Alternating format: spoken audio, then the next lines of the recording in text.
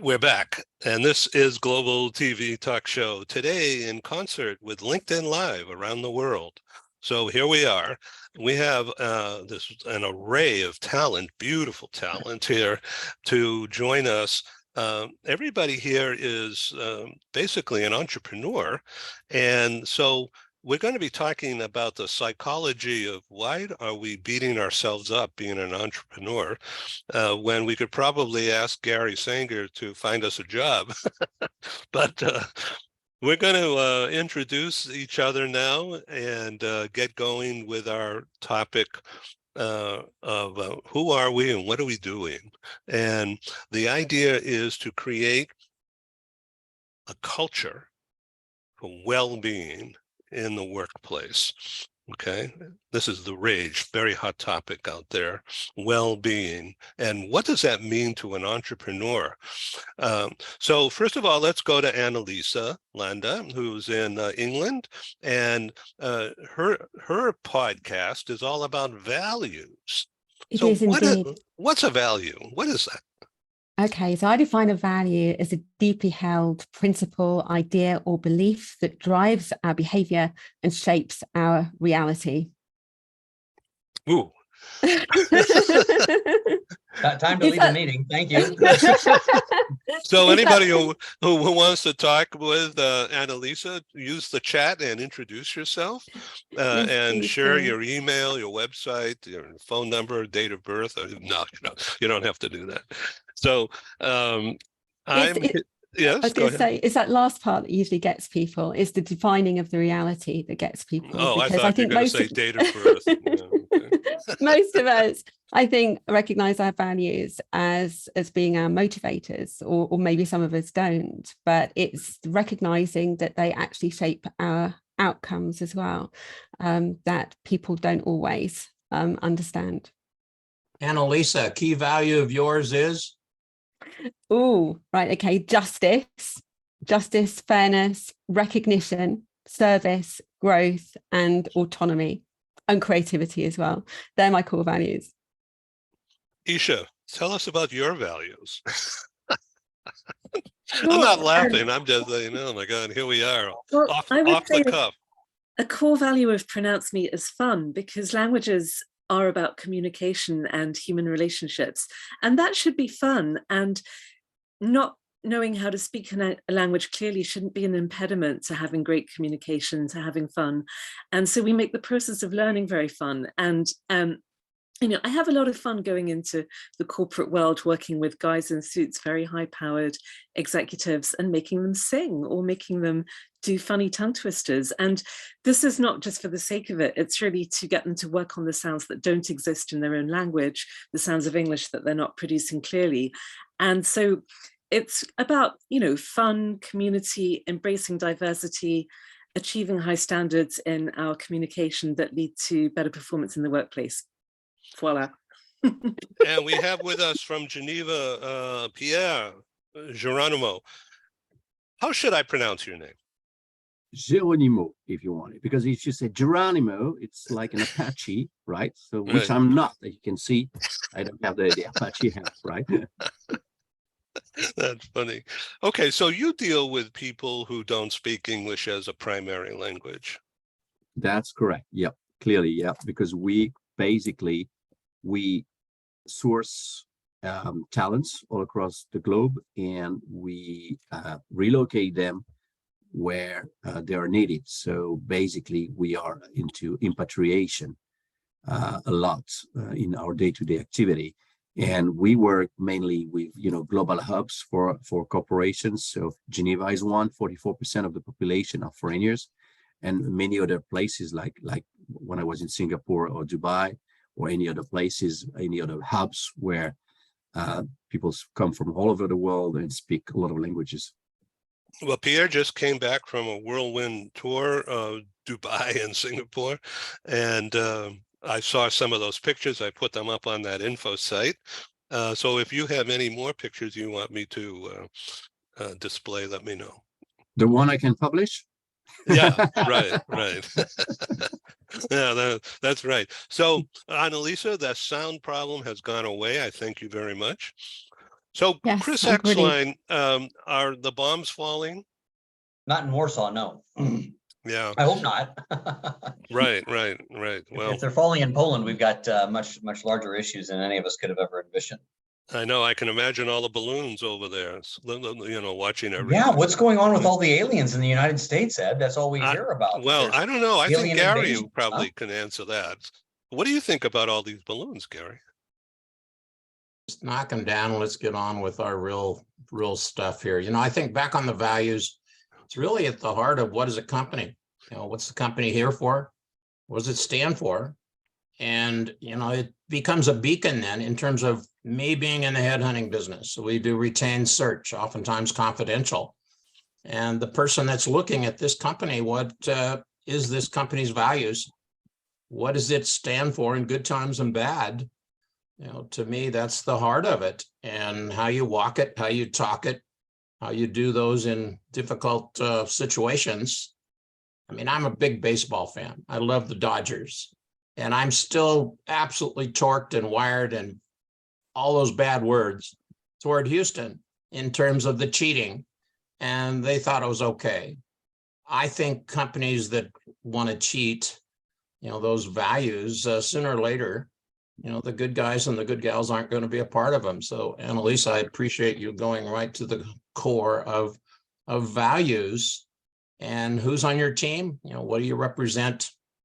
I'm a farm kid from Idaho, and so always thinking I was, you know, battling uphill and, you know, trying to have to outwork somebody and be somebody then that you can count on to get the work done. Thank you, Gary. Hey, Chris Exline, you're an entrepreneur par excellence, very successful business guy for many years, and congratulations.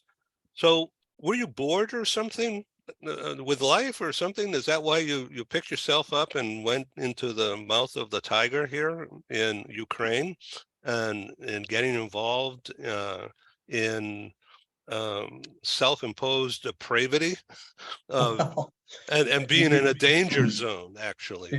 So I'm trying to before set Isha this starts up. diagramming your sentences and picking those apart, why don't we? One thing just on what Annalisa and Gary were saying is, what on the values, I believe as an executive, someone that's had, you know, and over 700 and over 1,000 employees, what served me well across so many cultures is the ability to be approachable, knowing that people can come to you without getting their head bitten off, without getting scolded, without feeling stupid, but actually being approachable.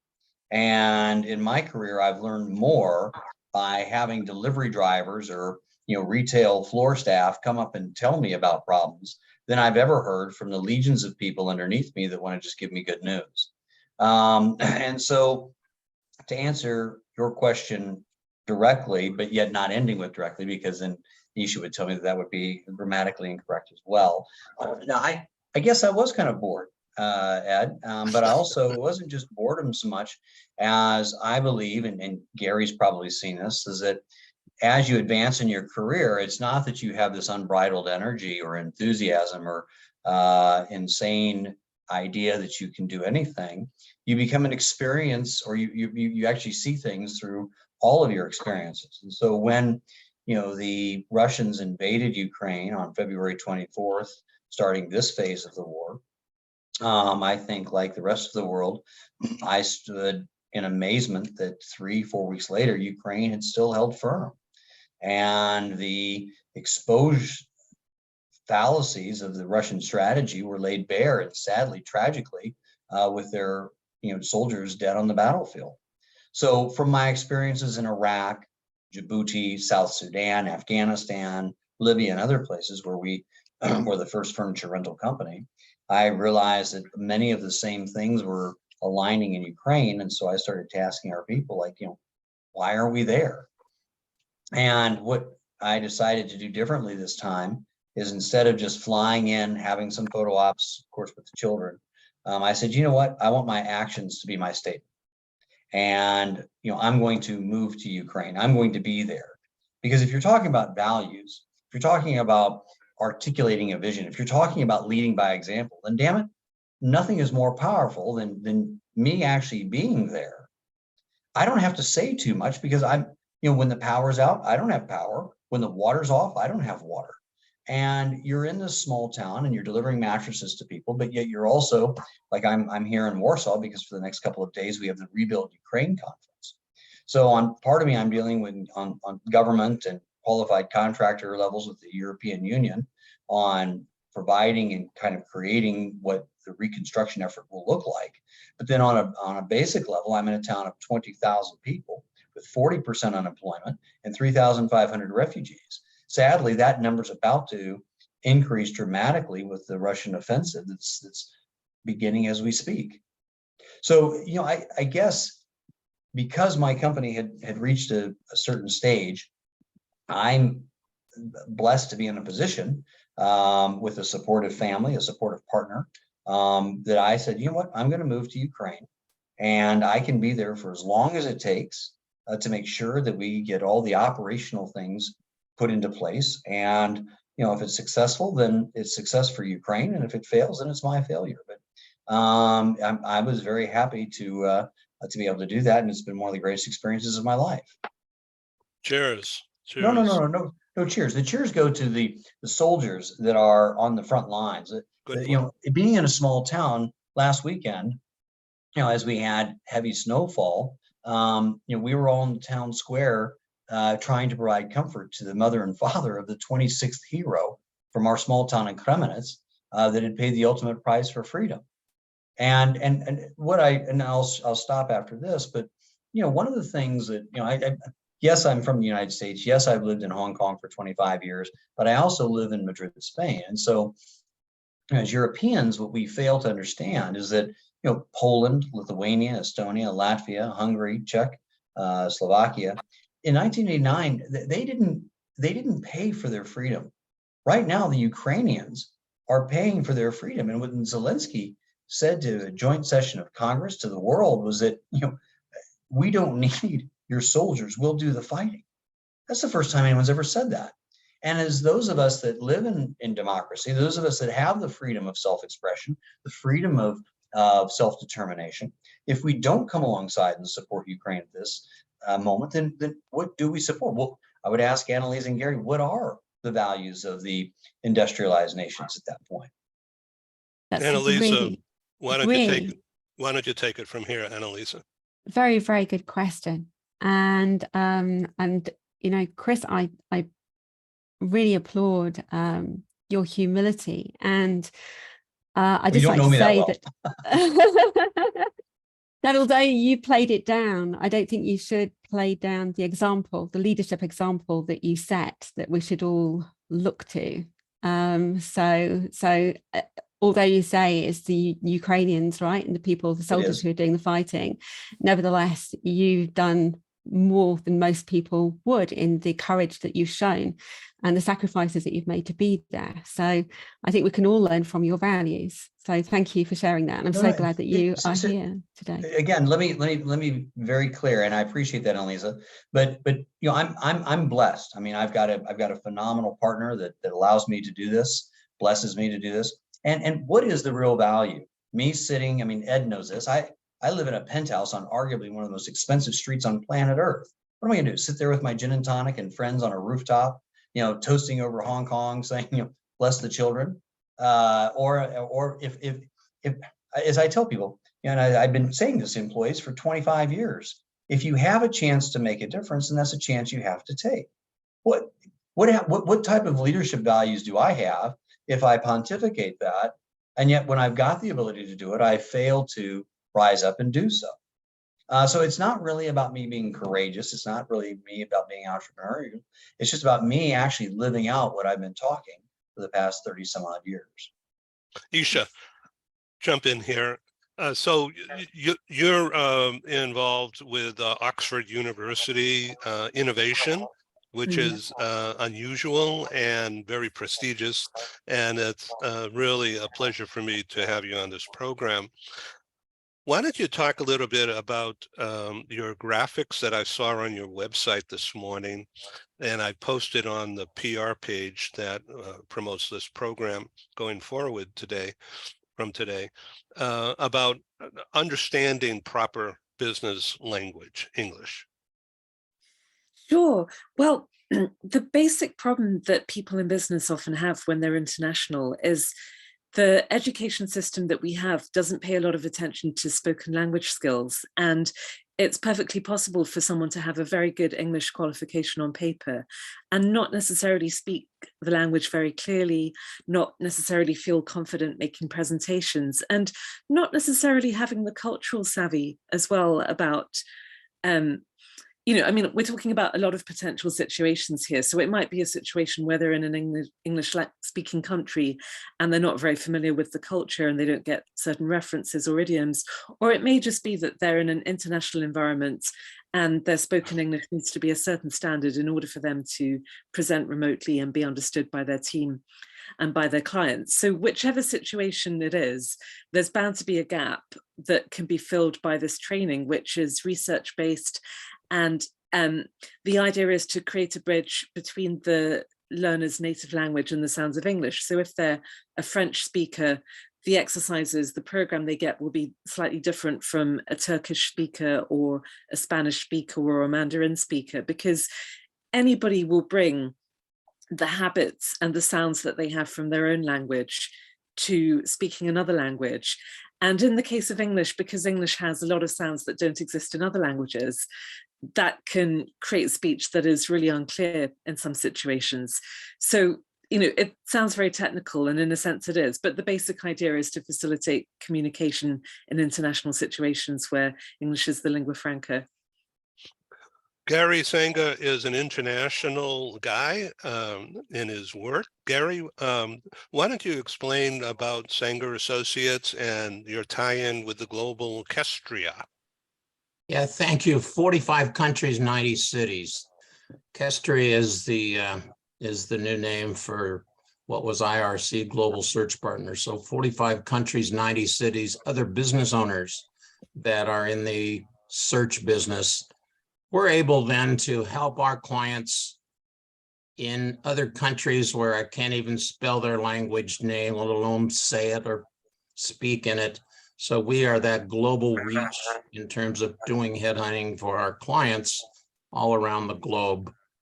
I'm just really struck to be in the audience here.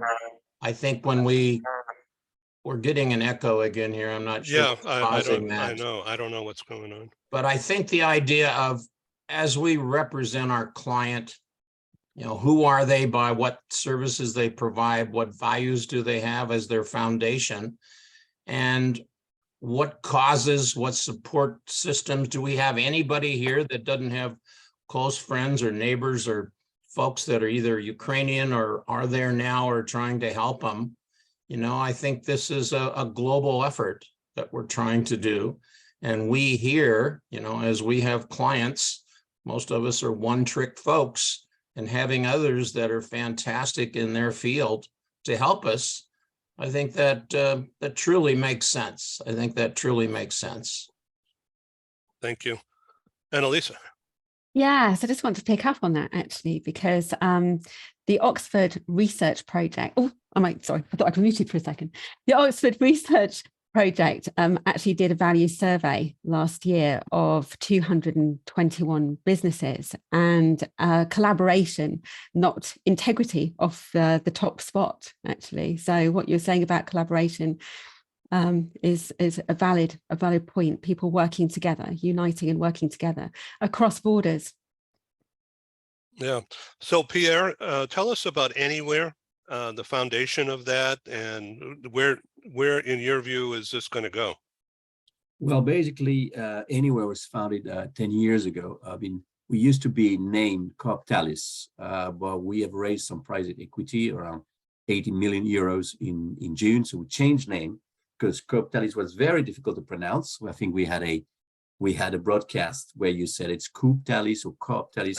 So we picked up a more international name. So basically, the company was founded 10 years ago by two entrepreneurs, one being in headhunting and recruitment, and the other one being into social entrepreneuring. And they decided that a bit was missing in the recruitment world and in global mobility.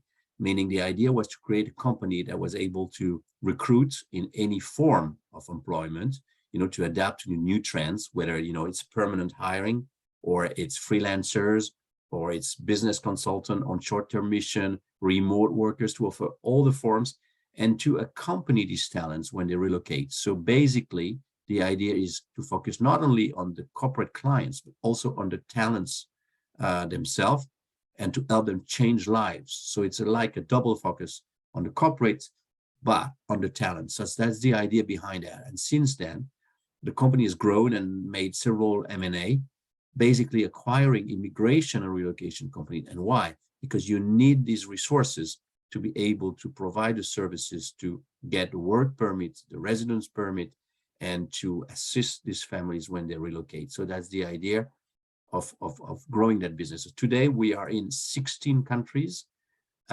We employ around 750 employees around the world, and we keep growing. And again, the idea is because we are a French tech company, meaning having a digital ecosystem supported by real recruiters, people with not as experienced as Gary, but I mean, they are real consultant. We're not a job portal where people that just publish their ads. The idea is like all our candidates in our ethical database, they are being interviewed. And the idea is that we put the talent in the center, and we're not like, we don't care about the talent. We serve our client, the idea like, focusing on the human beings and relocating them. And on top of that, in the DNA of Anywhere, there is this social engagement, because that's really the message that is conveyed by our CEO. At a very reduced level compared to what Christopher said, when the war in Ukraine happened, the first reaction from our CEO was, we stopped the COMEX meeting. We're going to talk about that and how we can help, how we can use the Anywhere resources to help refugees, because we have had a program for at least for 5 to 6 years, which is called Mercury program, where we assist refugees in France, refugees from Syria, from Afghanistan, and we use our headhunting recruitment resources to help them find a job, and that in relation with the local French authorities, because these people, when they find a job, they grow their family and they eventually pay taxes. So it's a win-win situation for everybody, because nobody wants to stay on benefits. They want, and we had a lot of talents. We had doctors, engineers coming from these various countries. So we did at our very, very modest level compared to Christopher is doing, because we are not in Ukraine, but we help book buses from Lodz and from Bucharest and organize the transfer. And we assisted, I think, and again, we don't put that forward. We don't really put that forward, but I think we assisted something like 600 families. So it's a little in the big ocean of refugees, but I think if everybody do their own little contribution, I guess we'll get to a better world. When you interview people, you do it virtually, right? It depends. It can be face-to-face, or it can be virtual. When I went to Singapore and Dubai, it was like face-to-face interviews. So basically, it can be a mix depending where people are based. I ask that because of the values, just to use that word, and our theme, creating a culture for well-being to evolve in a workplace. And it's not easy to do that because it's a lot of BS sometimes too. So how do you interview people online and get your humanity across? It is a very good question, Ed. And I think that the humanity is also coming from the candidates, because they have a lot of questions about values, about engagement, about, for example, a lot of interviews, they are really challenging what our clients are doing, meaning, I'm going to use a stereotype, so don't blame me for that. But, a lot of companies say we are planting trees in Amazonia, which is a great thing, right? But a lot of candidates would say, yeah, it's a good thing. It's a good start. But in your local community, what are you doing? It's nice to hear you do things, thousands of kilometers away, but how your company is contributing locally. And I think a lot of people, particularly we are very much focusing on IT and digital world. So I think a lot of people are already accustomed to having digital interviews. So there is a lot, people are just like, they forget the face-to-face thing, and the screen has become a face-to-face. So we're getting into a new generation. And of course, in a recruitment, it will never remain only virtual. At a certain point, there will be a face-to-face, meeting. But I think that can also extend, technology is allowing us to increase the reach of the candidates, because before there were some technical limits to interview people. Telephone interview is not the best thing, because we all know as consultants and headhunters that there is the non-verbal communication that is key, maybe more important than the verbal communication. However, I think there are a lot of candidates today that we can consider, because we can reach them and have an interview. We can have an image, we can have a dialogue, a video. So it's increasing the potentiality of the candidates we can interview. And at a certain stage, there will be a face-to-face interview. Isha, how do you use, how do you practice? Do you do it online as well as in person? Yes, primarily online since the pandemic. I do go in person in certain situations, and it works equally well, to be honest, because the material, the media that we use, you end up putting it on screen anyway, whether you're physically present with the person or not. So it's very easy, as you know, to share presentations and so on Zoom.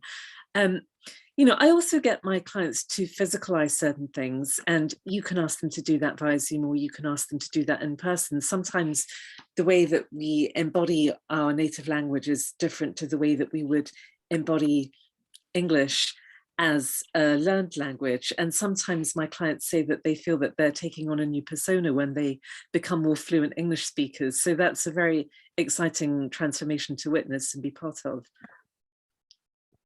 Annalisa? Here. I was just going to say, talking about mobile and the mobile world of working, I think we're on an always on culture now, where we're always accessible. We're always on the end of an email, always expected to be on the end of an email, always on the end of a phone.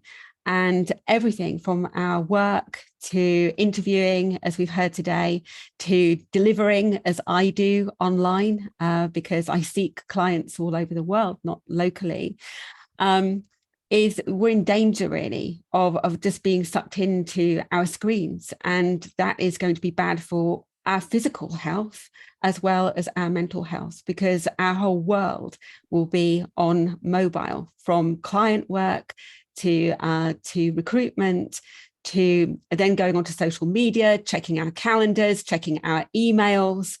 So we're going to see, as I think we are seeing, a lot of issues from neck problems and migraines and carpal tunnel syndrome. And I think it's really important for employers to recognize this. And I think when we're talking about wellness in the workplace, in this mobile world that we're living in now, employers need to somehow reach their remote workers. And if we work alone as well, I think it's important for us to do a check, to value ourselves. We're talking about values, but do we value our work, our business, and others more than we value ourselves? As you know, Edwin, I pulled an all-nighter on Saturday working on the first episode. And it doesn't show. But last night even, thank you. Kind of you. Makeup does wonders, and lighting as well. It was your 2 a.m. when you sent me that message. Yes, it's 2 a.m. and 5 o'clock in the morning. I was still captioning, and that still isn't finished until I literally had one of those awful moments, when you're in bed and your whole body jerks, you feel as though you're falling. And that's what happened to me. I literally fell asleep over the keyboard, but had that horrible experience of jerking awake. My hands hit the keyboard. I lurched, my dog next to me lurched. At that point, I shut the lid, And I was thinking, wow, I'm really going to pay for this. How much do I value myself? It was straight upstairs and to bed. It shouldn't get to that though. We need to ask ourselves how much we value ourselves. Employers need to ask, how much am I valuing my staff as well? Am I asking too much of my staff? Because staff who are ill cannot deliver for you. And there is too much emphasis these days on programs that encourage yoga, meditation, mindfulness, gadgets to monitor how stressed you are. But if the sickness is coming from the workplace, if the sickness is coming from the workload and from the culture, that's what needs to be addressed. It's the root of that. So employers, leaders need to value their teams and their staff. I saw somebody post on LinkedIn, actually, it was quite interesting. Somebody who obviously runs their own company, who is trying to justify coming in at 10 o'clock in the morning and leaving at 3 o'clock in the afternoon, saying, don't judge the leader who does this. Now, we don't want leaders, to die on the job. However, he was saying, you don't see me in the shower when I'm thinking about work. You don't see me lying in bed next to my wife when I'm thinking about work, or thinking about work when playing with my kids. And I was thinking, what planet are you on? Do you actually think your staff switch off, don't think about work and how to improve their teams or their functions or their roles or contribute to the business when they're not at work? Sure, if you're going to let them come in at 10 and go at 3 because of the discretionary effort that they're putting in, fine. But that attitude of entitlement breeds resentment, it breeds anger, it breeds cynicism. Where you have resentment, anger, and cynicism, you have ill health waiting to happen, because those things fester inside of us and we become ill. And if that workplace is our only choice right now, there's nowhere else for us to go, we just have to suck it up. So we really need to be aware of the values that we're modeling, and respect wellness, and do something about it. Yeah, And Pierre.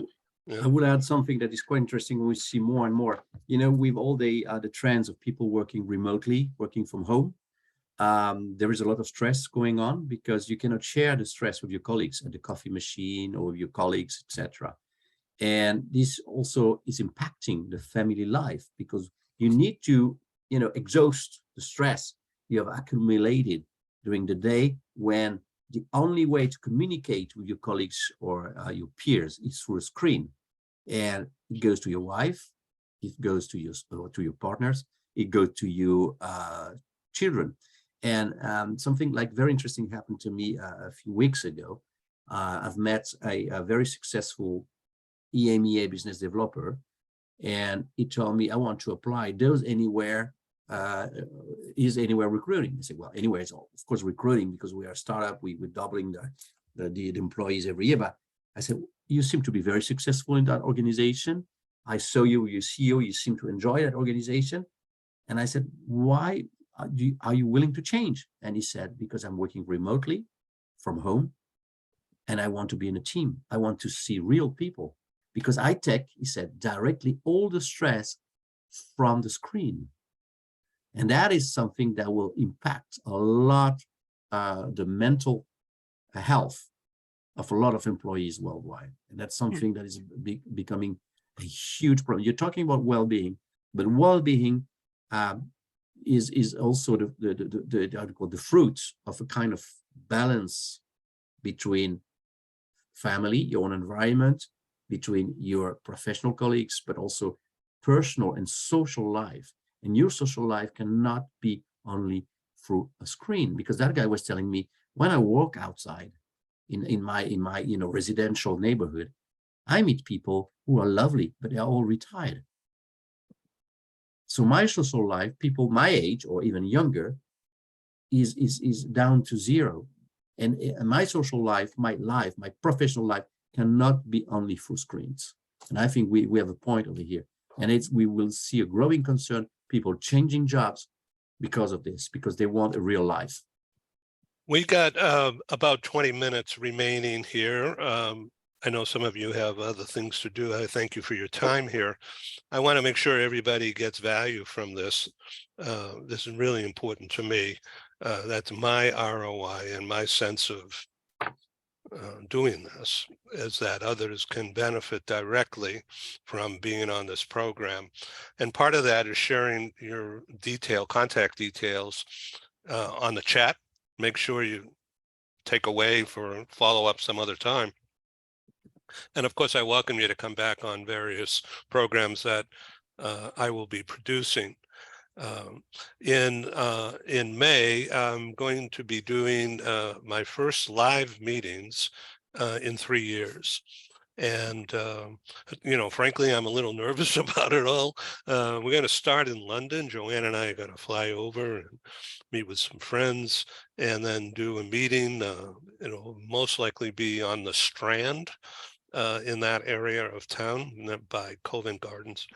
And it's going to be a luncheon plus an education session. So people can attend virtually, or they can pay me a couple $100 and buy a ticket and have some lunch and meet face to face. The broadcast portion will not be during lunch or the reception, only during the education, because this is exactly what we're doing here for 3 years, is education by this way. But at lunch, there'll be no broadcasting. And so Chris Exline is going to be involved. Andy Elliman, some of you have met him on my programs before. And Michael Piker, who's executive with Flutter Entertainment. He's going to be our keynoter. And I've invited some others, but I have to chase it down. We are looking for sponsors all the time to help pay the bills. And then the next day, May 10, we're going to do the same in Paris, and that's still being developed right now. I have some interest from a few people, but it needs to be solidified. Once again, luncheon plus education. Meeting will start at noon, meet and greet, reception. About half hour later, we'll sit down to a lunch, catered lunch, and then remarks, introductions, of course. And then about 1 hour later, meaning about 2 o'clock, we'll start the broadcast education. And that will go about an hour and a half at max. And then we'll have an in-person reception and then leave. And the same format in every city. So in London and Paris. And then I'm planning to do a Scandinavia event in Copenhagen. So Joanne's family is from Copenhagen, so we're going to have a weekend with them. But I'm looking now, Pierre, I'm talking with Michelle about being a co-host, but that's not final yet in Copenhagen. And I have a speaker, an HR exec from Malmo, Sweden, which is right across the bridge. So she'll be involved. So we'll try to get others involved. And then from there, it's a little tenuous. Planning on May 15, Hamburg. And I already have some people lined up for that program, but no venue yet. Again, the same format. I have to get into all that. And then from there, we could do Geneva. We could.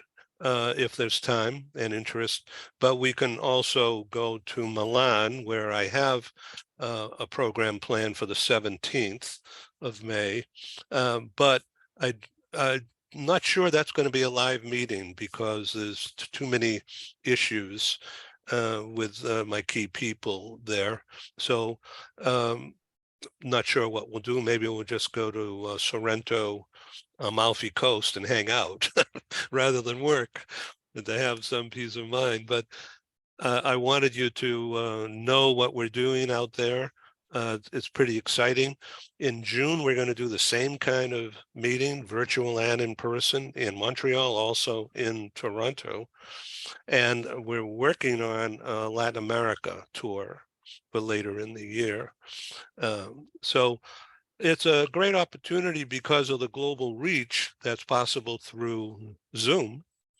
And all of these programs will be housed on our YouTube station, which is getting an amazing eyeball count, and global TV talk show has had over 6,000 audience views since January 1, which is more than double a year ago. So my job has become crazy making because I've got to find sponsors to pay for all this. and I can't charge people to attend. No one will pay to do this, but the sponsors will care about the exposure they get going forward. And so that's the key of success. So Chris Exline, God bless you for doing what you're doing. I don't mean to put you on the spot here, but you're like an inspiration, to me and some of the others on the show. Well, because you're actually doing it. I don't mean to embarrass you, but I mean this is something that people will remember forever. Well, we're not an NGO. We're a business. And so as we looked at the market entry into Ukraine for furniture rental and aiding reconstruction, obviously our core business of expatriates renting furniture didn't exist because there weren't that many inbounds into Ukraine. So I said, well, what do we do in the interim? And since we are vertically integrated, we do most of our manufacturing of furniture in China. That's where the inspiration for a mattress factory came up. So local governments found out that we were coming in, investing in the country.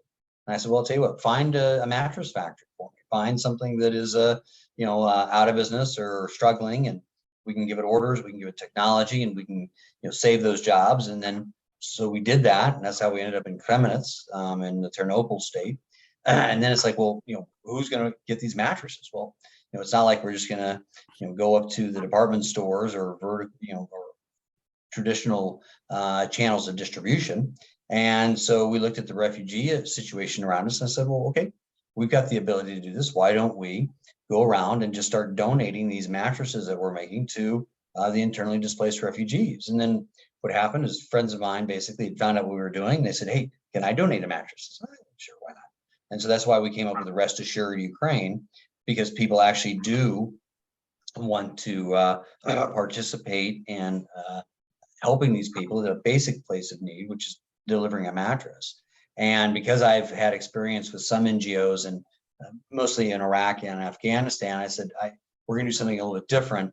If friends of mine or acquaintances of mine are giving us, $100 US and we subsidize the rest of that, I said, I'm going to personally deliver it and I'm going to put a label with their name on it so they can see that a dollar they've donated is actually a dollar delivered. It's not, me with some shots and some gin and tonic with the kids. I just said, what, this is not going to be, this is going to be fully transparent. They donate it, give me the names for the label. We'll put a label on the mattress and I will deliver that.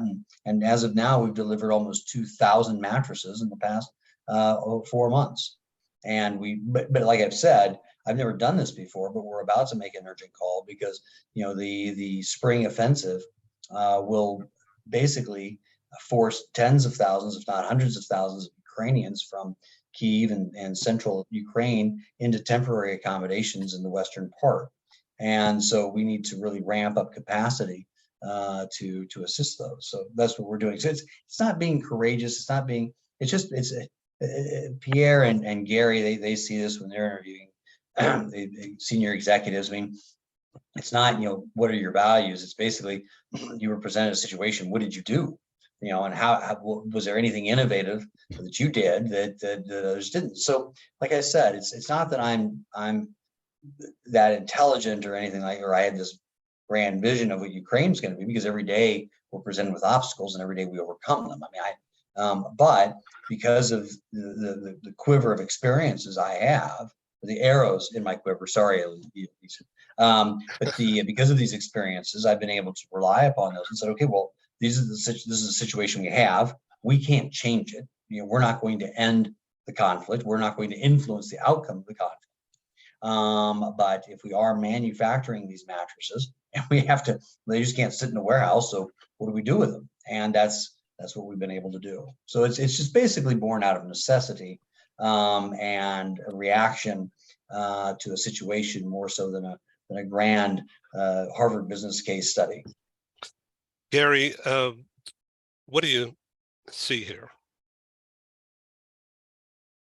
Go back to the topic you started this with in terms of well-being, in terms of balance. And here's a board, Zach, that's paying out there and was going to do something about it. I think it's fabulous. I think it's really fabulous to have the guts to go make it happen. There's not a playbook for this. You go figure it out and you go do the best that you can. I'm reminded of, in the big picture, when you think about your team or you think about your client's team, you don't want to hire jerks. You don't want to hire those arrogant so-and-sos that have all the answer but never do anything. I'm reminded of a few sayings. And again, I'm a farm kid from Idaho, way back when. So I knew what the heck hard work was all about.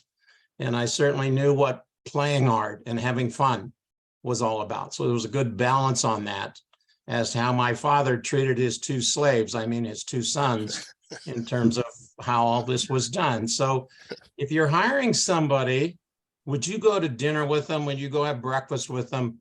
Would you introduce them to your parents or your family or friends? That eliminates an awful lot of people, even though they may have the most skills in the world. Would you go out and have a drink with them, go out and have dinner with them? Number two, I don't think there's a balance usually in most interviews, in that I think most of it is skewed towards quantitative skills. Check the box, see the degrees, see what they know in engineering, see what they know in manufacturing. Go to the qualitative side. And what is this person really like? Have them tell you a couple stories about how they played boss. Now that seems corny, right?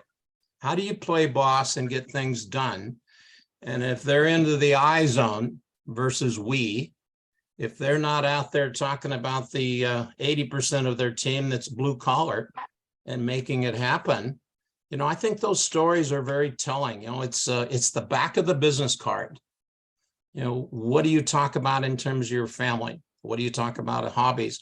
Do you have a cause out there where you did something? There are a million Chris's out there, but many of them go low key. They don't talk about it. They don't make that front and center.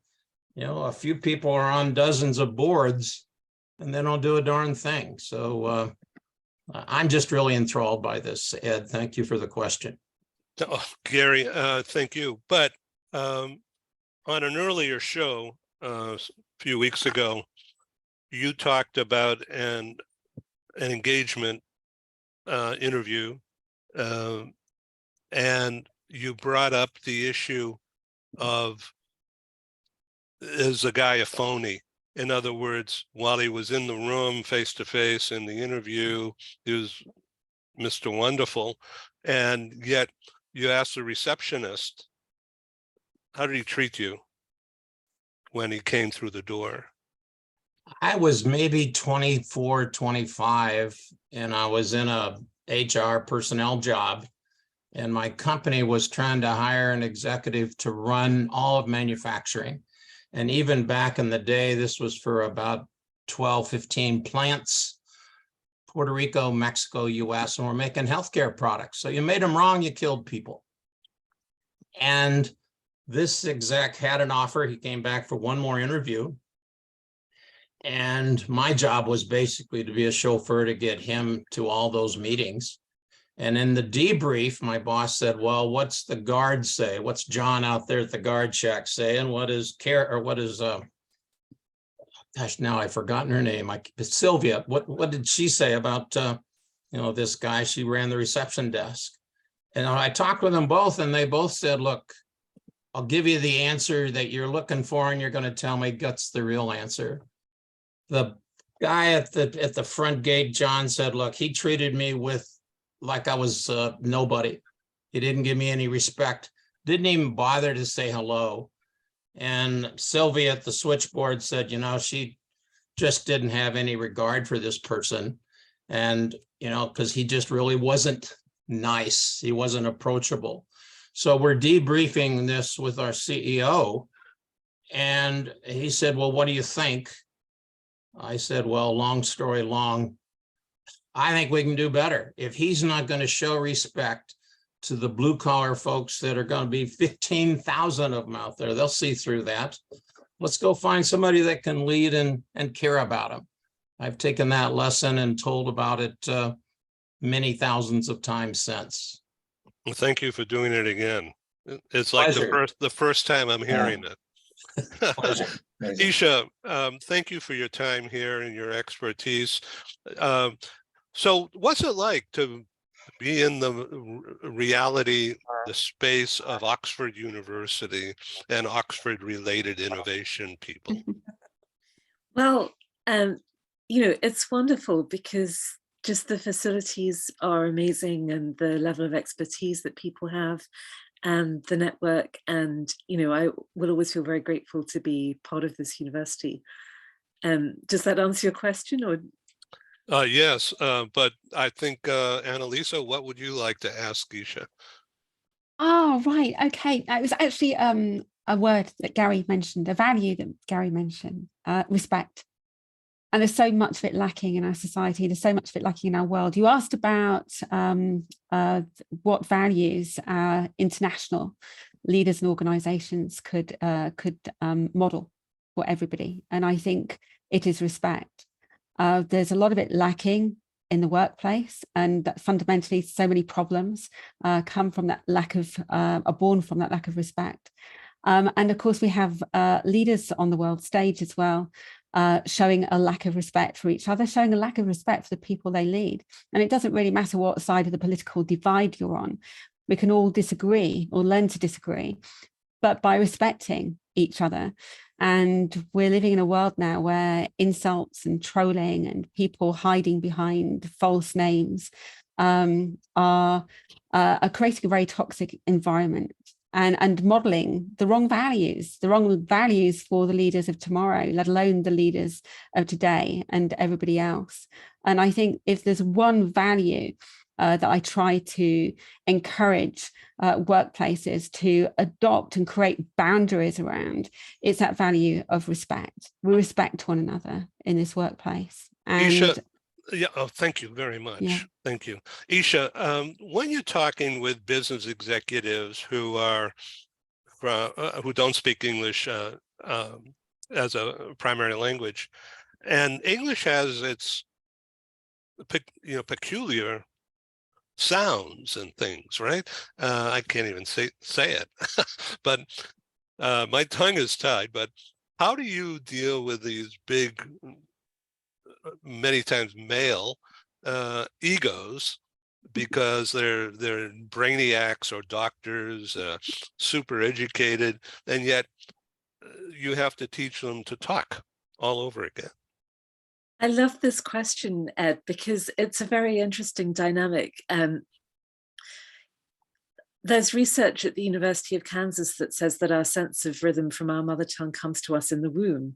So this is something that's imprinted very strongly in us. And it can be very frustrating when somebody is a high functioning executive and yet they just can't change the rhythm that they speak with, or they can't produce certain sounds. And it's that kind of disparity where somebody that's functioning at a very high level in their workplace has to try and master a kindergarten level skill. That's how it can feel to them. And there's a certain amount of humility involved in just being willing to learn and accept that this process needs to be trained, and it's not to do with intelligence. I think that's where the misconception lies, because people think this is about intelligence, and it's really not. It's about habit, and it's about habits that have been imprinted since before birth, according to the research, and just trying to change those habits gently with practice and expand our sense of what's possible. And in this case, that means using a different rhythm when we speak, or adding new sounds that our vocal apparatus isn't used to creating. So I think it's important just to accept that it's not about intelligence, and it is a process that needs to be trained, and also that it's a really fun process. And the best way to get over the slight to the ego is to laugh about it. And a lot of laughter happens in this process. So, Chris, are Ukrainians laughing much? No. they're not. You talk about mental well-being, and you'd asked me about this the other week. It's to sit there and say that, well, we're all laughing or trying to find the positive side of this. I mean, there's in our small town I mentioned earlier, 26 people have died.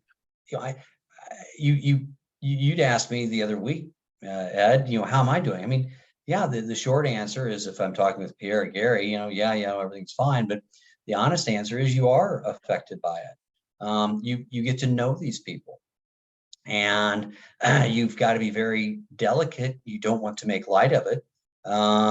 You want to focus on a brighter picture. But it's kind of like, it's like, God's in control. I mean, well, okay, great, I get that, but still, that doesn't bring back the lives of those that have been lost. And so, people try to laugh, people try to find pleasure and happiness and things that were comforting to them, but yet, the ever-present reality remains that it's a country at war. And this spring offensive, has a lot of people justifiably worried. And what does that mean? I mean, when we were there in November and early December, and the entire electricity grid was attacked, we could all sing Kumbaya and light candles, and I'm not making light of that. I'm not saying anything about anybody's belief system, but the reality on the ground is, you don't have water, you don't have electricity, you don't have heat, and yet you bond together. So laughter is probably not the right word. Emotional ability to cope with this is very strong. The human condition that allows people to wake up in the morning and soldier on and to go out is strong. The bonding within the communities and the compassion that they have for other people is strong. The lack of complaining, the mentality of entitlement is gone. So maybe there's not a lot of laughter, maybe there's not a lot of jokes that are being shared, but there is an unspoken bond and camaraderie that didn't exist before.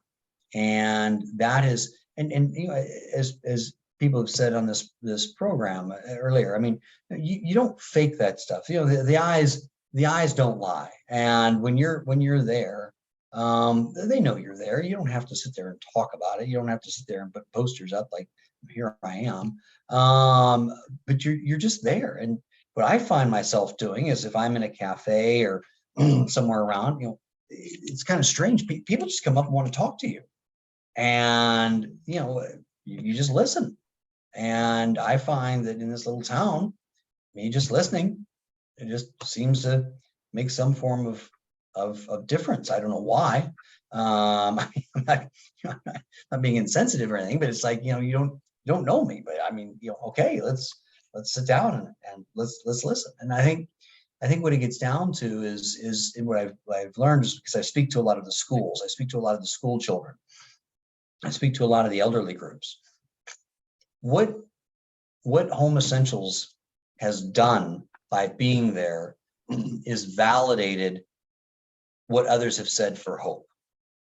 And as humans, if we lose hope, we've lost darn near everything. And the fact that Home Essentials is there says that, we not only believe that there's going to be victory, but there's hope. There is some brighter sides coming. There are better days coming. That's why we're here. And it's that effort, that commitment, that investment, that not only did we save the jobs in the factory, but we've now, we're hiring and we're opening up new shops and offices. And so that type of instills a hope that people want to know more about. And that's why I'm glad to be there, if that makes sense. Yeah, this is a blessing. Thank you. Thank you for your time, everybody. I think we can go on for another hour, but I don't think the audience will hang out that long. So I thank you. So Chris, I've Yes, been sir. asked to show to everyone your contact details. Do you mind? I do not. I do not mind at all. Okay. Please do. Right. The chris.xline@homeessentials.net. Furniture rental Ukraine.com, restassuredukraine.com. All of those things are there and in development. And anybody that has any questions about anything that we're doing, the teams that we're assembling, how we're getting groundswell support within the Ukrainian community. And Isha, you like this? I don't have an Oxford degree, but I did major with history and English literature undergrad before I had to get a business school degree. And I'll have these kids just in this little town stop in the street and want to speak English with me. And so maybe we need to have you come over, because single-handedly Home Essentials is, I keep telling people, this is, I'm sorry, but this is, Ukraine's in the middle of the second victory. The first victory that they had was that they, for the past 35 years, have been in this horrific, cathartic tug of war between the East and the West. Many of them want to go to Western Europe and the European Union and the industrialized nations, but yet many people wanted to keep their historic ties with Russia and want to be part of that Eastern system. They've spoken. They're at war right now because they have decided to go down a path of democracy, of self-determination, of freedom of expression. And democracies are not easy. Democracies have legions of issues. But yet that's what they've decided. And that was victory number one. And so as Isha, as I tell these kids, I said, you're coming to the European Union. You're coming to the industrialized nation. So you need to learn English or Japanese, because that's what's coming down your way. And they all kind of laugh, and we speak English. And then they ask when is my first Ukrainian lesson, and I say, oh well, yeah, it's as soon as I get back from this next trip, I'll start teaching Ukrainian. But yes, so I think that getting back to it, just giving people and it's not just in Ukraine. It's with whom we come in contact with. If we've been blessed with something, can we use part of our day to bring about a piece of hope to those that may feel marginalized or without it? And whether it's a security guard or the receptionist, whether it's the people that are cleaning the stairwells in the metro, whether it's the people at Safeway at the checkout counter, what can we do on a daily basis to make people feel significant? Chris Xline, that's EXLINE. Chris, I just wanted to say, and sorry to interrupt, I don't think I'm as brave as you are to go to Ukraine physically, but if you want an English training program for Ukrainians online, let's talk. I'm always happy to talk about that. Fantastic. I would covet the opportunity to continue that with you. This is very cool. Wow. Talking about hope, what you said about hope there, Chris, again, going back to the Oxford Character Project, of 42 values identified by them in the 221 companies that they surveyed, hope was actually number 36 on that list. That's how much it's valued in business. So we really need a lot of work to do. We need to pull together to actually bring that value up, because they don't realize just what a powerful motivator it is and how important it is to people. So isn't this more of a feminine trait? Easy. Ed, we're not going to delve into anti-gay rhetoric now. No, I think it's a human. That drama part of me come out, right? It's human trait. Okay. Ed, thank you for doing this and putting this together. I think a universal language also is a smile and just paying attention and showing respect and just acknowledging that. Thank you for doing this. It's really a pleasure to be part of this. Thank you, sir. Yes, thank you. Thank you. So thank you. We are doing a major broadcast on Feb 22 that both of you are going to be involved in that. You know, Gary and Chris, and we have 17 speakers. I don't know how I'm going to handle all that, but they're from all over the world. And I'll get you the info if you want to jump on. And then March 9, Gary is joining me in an LA broadcast with Paul Falcone and Jennifer. This is all about what's going on in LA and special talent, right, Gary? Yeah, and that lady Kim from Herbalife Nutrition. Kim Congdon. Yeah, right. So she's a very famous person in Southern California, a leader in people-oriented services and thinking. She's in charge of people worldwide for Herbalife, which is a $5 billion LA company. So she's featured along with Gary, and that's on March 9. And so we have a very exciting time coming up. And when I started in business, well, it's been valleys, many valleys and some peaks, but this is a peak and it's still going up. And I founded a company in Boston called Settling In, which was a recruitment public relations company. And I didn't know about employee relocations that much, but when I tied it into that, Settling In took off. And we got a lot of Chamber of Commerce use and advertising. And this is in the late 70s, just to give you an idea. And I didn't know anything about running a business, and but I knew how to sell ads and get people involved in things. I sold that business and moved to LA because President Reagan was elected and going to fight the evil empire by building up the defense industry. And most of that is based in Southern California. And that meant, even though interest rates at that time were sky high, 14, 15, 16%, the only people who could afford to buy a house in Southern California were people who were employed by some of these big companies, because they had a guaranteed income. The banks would lend a mortgage against the corporate employment. And so all the realtors made money, even though there was a big recession going on. So what I'm telling you is a story about starting from nothing, really, in a strange area. LA is very different than Boston, right, Gary? So, and very different from Idaho. But that business boomed almost immediately because the LA Chamber of Commerce became my biggest customer and my distributor. And the board of directors of the LA Chamber were the heads or senior level of every major employer in Southern California, and they all used the California Bound guidebook that I produced.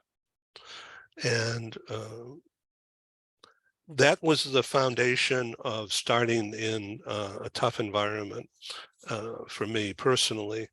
I'm not going to get into a long story here, but the story is on my website. And if anyone wants to learn about all that, being an entrepreneur is not new to me. Making it work over a period of time, that has been the biggest challenge. So I thank you for supporting this with your presence and your ideas, because I didn't know anything about Zoom. I was afraid of the camera 3 years ago, March 1st. That's when we launched Global TV. We've had almost 250,000 visitors, audience, views, cumulative since then. We've produced 560 something programs. And I thank you for listening and participating, and I want you to all come back. Thanks, Thank you for being on Global TV. Thank you so much for the opportunity. It's Thank been you, Al. a lesson for me. Thank you. Bye-bye. Take Thank you. take Thank care, you. everybody. Be Bye. safe. Everyone. Bye. Everybody, Thank really, you. really a pleasure. Bye now.